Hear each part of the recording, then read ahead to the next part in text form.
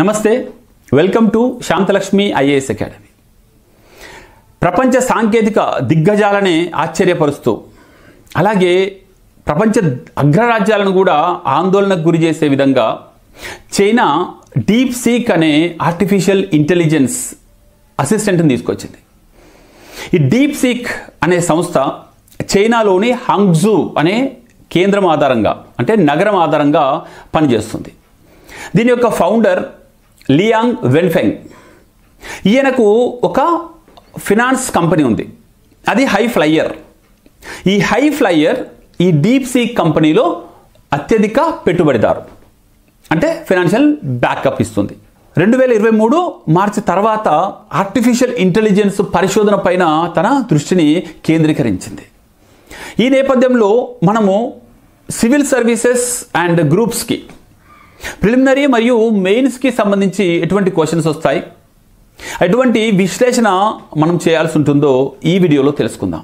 ఈ deep seek అనేది ఎందుకు అంతగా ప్రాధాన్యతను సంతరించుకుంది అంటే, ముఖ్యంగా నెంబర్ 1, ఇది పేద ధనిక అనే తారతమ్యాన్ని తొలగించేలా ఉంది. అంటే పేద దేశాలు ధనిక దేశాలు, పేదవాళ్ళు అలాగే ధనికులు మధ్యలో టెక్నాలజికల్ గ్యాప్ అనేది లేకుండా చేయబోతుంది.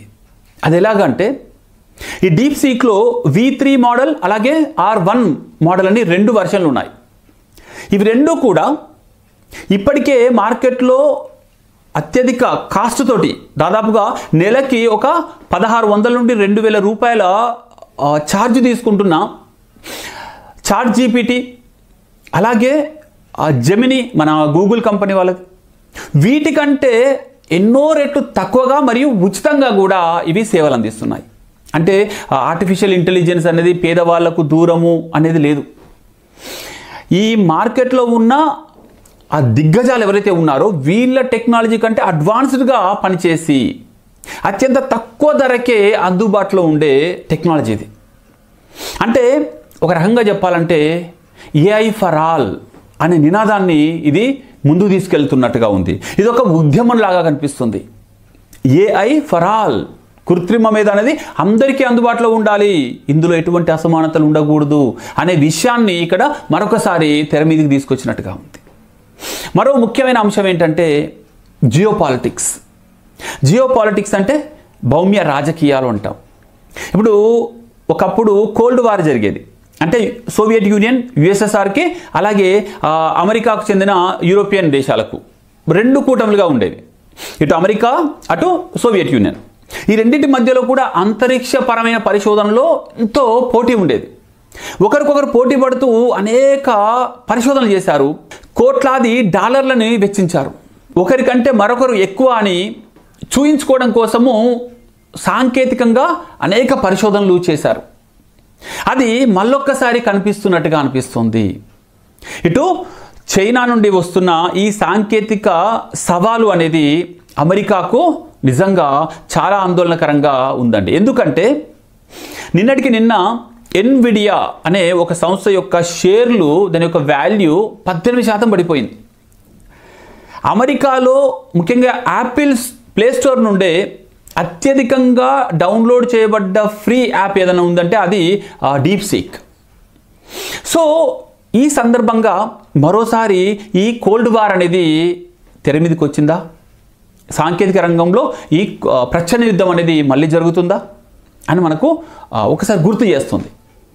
మరోవైపు మనం కూడా, మన దేశం కూడా నేర్చుకోవాల్సిన ఒక చిన్న మెసేజ్ ఏంటంటే, చైనా దేశము మరియు ఆ దేశంలో ఉన్న కార్పొరేట్ సాంకేతిక సంస్థల యొక్క సంబంధం మన దేశానికి కూడా ఒక రకమైన మెసేజ్ ఇస్తుందండి. ఏంటంటే, ఒక దేశం యొక్క అవసరాలు, ఒక దేశం యొక్క విధానాలు, ఒక దేశం యొక్క వ్యూహాలు ఏ విధంగా ఉన్నాయి, ఆ వ్యూహాలను సాధించాలంటే, అమలు చేయాలంటే దానికి ఆ దేశంలో ఉన్న కార్పొరేట్లు అలాగే సాంకేతిక సంస్థలు కూడా ఎలా పనిచేయాలి, ఇద్దరూ చేయి కలిపి పని చేస్తేనే ఒక దేశం యొక్క లక్ష్యం అనేది నెరవేరుతుంది అని చైనా ఈ రోజున కళ్ళ ముందు చూపిస్తుందండి. చైనా ఈ విధంగా ఆ సంస్థలకు రాయితీలు ఇచ్చింది, రెగ్యులేషన్స్ తీసేసింది.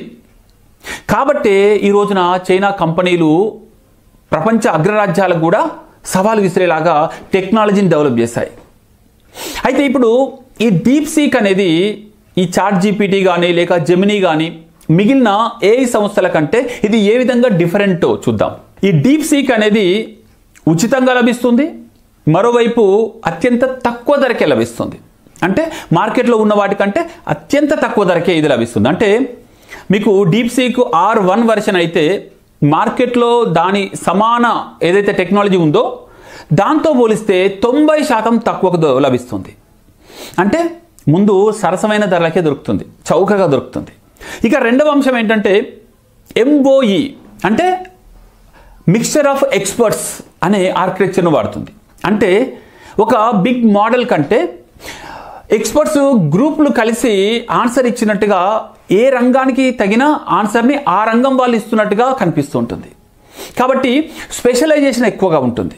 మిగిలిన ఏఐ టూల్స్ అయితే మొత్తం డేటాను ఒక చోట నుండే వాళ్ళు ఆపరేట్ చేసినట్టుగా ఉంటుంది. కాబట్టి ఇది ఎఫిషియన్సీ పెరుగుద్ది, సబ్జెక్టు ఎక్స్పర్టైజ్ అనేది పెరుగుద్ది. అలాగే ఈ డీప్ సీక్లో 14.8 ట్రిలియన్ టోకెన్స్ని వీళ్ళు ట్రైన్ చేశారు. దాని ద్వారా ఎఫిషియన్సీ అనేది ఎక్కువగా ఉంది. ఇది సబ్జెక్ట్ని ఈజీగా అర్థం చేసుకోగలదు, ఎందుకంటే ఇక్కడ 14.8 ట్రిలియన్ టోకెన్స్ ట్రైన్ చేయబడ్డాయి ఉన్నాయి. ఇందులో మరొక విశేషం ఏంటంటే MLA అనే ఒక టెక్నిక్ ఉంటుంది, అంటే మల్టీ హెడ్ లాటెంట్ అటెన్షన్.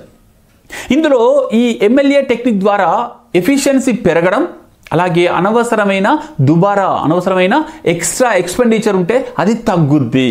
కాబట్టి కూడా దీని యొక్క ఎఫిషియన్సీ పెరుగుద్ది, అలాగే ఇది కాంపిటేటివ్గా కూడా ఉంటుంది. మరో ముఖ్యమైన విషయం ఏంటంటే టెస్ట్ టైం కంప్యూట్ అనే టెక్నిక్ని వినియోగిస్తుంది. అంటే సహజంగా మానవ అవసరాలు, మానవ సమాజంలో ఆ పదాల వినియోగం వీటిని అర్థం చేసుకొని సబ్జెక్ట్ను కరెక్ట్గా అర్థం చేసుకొని కరెక్ట్గా ఆన్సర్ ఇచ్చే ఛాన్స్ ఎక్కువగా ఉంటుంది. లేదంటే ఏదో ఒక డైమెన్షన్లోనే ఆ మీనింగ్ని అర్థం చేసుకునే అవకాశం ఉంటుంది. కానీ రియల్ లైఫ్ సిచ్యువేషన్ని అర్థం చేసుకునేందుకు ఈ యొక్క టెస్ట్ టైం కంప్యూట్ అనేది ఉపయోగపడుతుంది. అలాగే ఇందులో మరొక ముఖ్యమైన అంశం ఏంటంటే ఇది సమాధానాన్ని ఇచ్చి వదిలిపెట్టదు. ఈ సమాధానం తీసుకోవడానికి గల కారణాలను కూడా మనకు తెలియజేస్తుంది. అంటే దాన్ని వేరే స్టేజెస్గా విభజించి చూపిస్తుంది. ఒక సమస్య పరిష్కారాన్ని ఆ స్టేజెస్గా ఇవ్వడం ద్వారా తాను ఈ నిర్ణయం ఎందుకు తీసుకుందో సమర్థించుకుంటుంది. అలాగే ఇందులో LLM అనేది కూడా చాలా డైనమిక్గా ఉంది. అంటే లార్జ్ లాంగ్వేజ్ మోడల్ అనేది కూడా చాలా ఎఫిషియెంట్గా ఉంది. తద్వారా అనేక భాషాపరమైన పరిభాషిక పదాలను అర్థం చేసుకుంటుంది. ఏ ఇండస్ట్రీకి ఏ సైన్స్కి తగ్గట్టుగా ఆ పదాలను అర్థం చేసుకోవడం ద్వారా మనకు చాట్ బోట్లు, అలాగే virtual assistant, automation of various conversations ఇవన్నీ కూడా మనకు ఈజీ అవుతాయి. అలాగే ప్రాపర్గా సరిగ్గా సమాధానం చెప్తుంది. ఇక్కడ ఎటువంటి యాంత్రికమైన ఏదో మిషన్తో మాట్లాడుతున్న ఫీలింగ్ అనేది ఉండదు. ఇది చాలా న్యాచురల్గా ఒక మనకు తోటి పర్సన్తో మాట్లాడుతున్నట్టుగా మనకు అనిపిస్తూ ఉంటుంది. అయితే ఈ డీప్ సీక్ అనేది ఇంత చౌకలో లభించడానికి కారణాలు ఏంటి ఒకసారి చూద్దాం. ఈ డీప్ సీక్ అనేది వ్యయంతో కూడుకొని ఉన్నప్పటికీ కావాలనే అమెరికన్ కంపెనీలు అలాగే పాశ్చాత్య దేశాలను ఇబ్బంది పెట్టాలని, వాళ్ళ యొక్క ఆర్థిక వ్యవస్థను నాశనం చేయాలని, దెబ్బతీయాలనే ప్రిడేటరీ ప్రైస్ అనేది చైనా వాళ్ళు ఫిక్స్ చేశారు అని ఒక వాదన. కానీ నిజానికి అది ప్రిడేటరీ ప్రైస్ ఏం కాదు. ఇది నిజంగానే చౌకలో వాళ్ళు రన్ చేయగలుగుతున్నారు అనేది ఇక్కడ మనం చెప్పవచ్చు. ఎందుకు అంటే మొదట వీళ్ళు వినియోగించిన ఏవైతే చిప్స్ ఉన్నాయో మొదట అమెరికా చైనాకు అందకుండా చేసింది. ఈ డీప్ సీక్ వాళ్ళు అడ్వాన్స్డ్ వెర్షన్ చిప్స్ వాడకుండా అమెరికా రిస్ట్రిక్షన్స్ విధించింది. ఎన్విడియాకు చెందిన H100 అడ్వాన్స్డ్ చిప్స్ని చైనాకు అందకుండా చేసింది. దాంతో చైనా ట్రెడిషనల్గా ఉన్న పాత మోడల్స్ చౌకలో వచ్చే ఎన్విడియా యొక్క H800 మోడల్స్ని వినియోగించడం మొదలుపెట్టింది. దాంతో వాటికి ఖర్చు అనేది తగ్గింది. దాంతో అడ్వాన్స్డ్ హార్డ్వేర్ లేకున్నా అత్యధిక ప్రెసిషన్ మరియు ఎఫిషియన్సీని మనం సాధించవచ్చు అని చెప్పేసి ఇది నిరూపించినట్టయింది. ఈ డీప్ సీ నిపుణులు ఏం చేశారంటే లో లెవెల్ మెమరీ ఆప్టిమైజేషన్ చేశారు.